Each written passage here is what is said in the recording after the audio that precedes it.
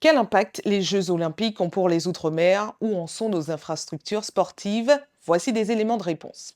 La partie inspirante pour nos jeunes est indéniable. Vous connaissez sûrement des grands noms comme Teddy Riner de la Guadeloupe ou encore Coralie Balmy de la Martinique qui ont encouragé de nombreux jeunes à s'engager dans le sport. Mais au-delà de la performance sportive, quel est l'intérêt? Premièrement, c'est une bonne nouvelle pour la santé publique et la cohésion sociale locale. Deuxièmement, la promotion de nos territoires. Par exemple, sur le site Équipe de France olympique, on précise que Dany Civil est guyanais. Les athlètes jouent également la plupart du temps le jeu de rappeler d'où ils viennent et cela offre de la visibilité. En revanche, qu'en est-il des infrastructures sportives qui servent à former nos champions?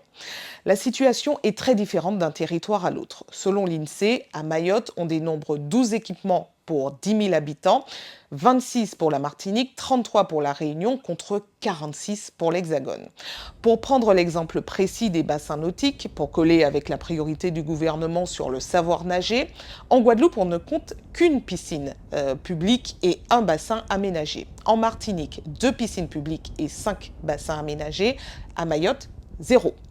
Le résultat de la priorité de l'État, plan de prévention des noyades et de développement de l'aisance aquatique, est que ceux qui déclarent savoir nager en Martinique sont de 72,2%, Guadeloupe 69,3%, Guyane 68,6%, 75% pour la Réunion et 81,3% pour l'Hexagone, mais cela ne nous a pas empêché de produire de grands champions nageurs ultramarins.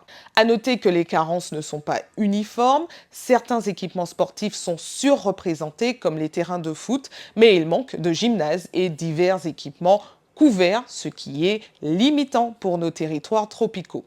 Climat tropical justement entraîne les dégradations plus rapides que dans l'Hexagone et les agents des collectivités qui y travaillent sont souvent peu formés sur le sujet car souvent placés au service des sports par défaut.